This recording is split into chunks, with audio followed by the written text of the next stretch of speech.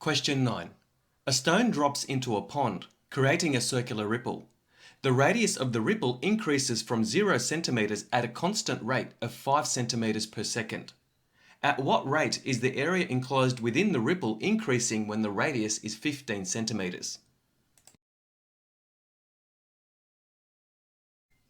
This is an application of related rates of change. So by the chain rule, the rate of change of the area of the ripple with respect to time is equal to the rate of change of the area of the ripple with respect to the radius of the circle multiplied by the rate of change of the radius with respect to time. So we'll call that equation number 1.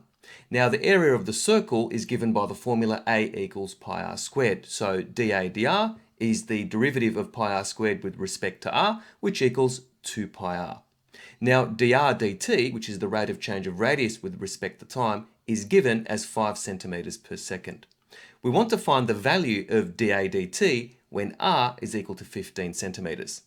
So from equation number 1, we have dA dt is equal to 2 pi r, where r is 15, so it's 2 pi times 15 multiplied by dr dt, which is equal to 5, and that equals 150 pi square centimeters per second.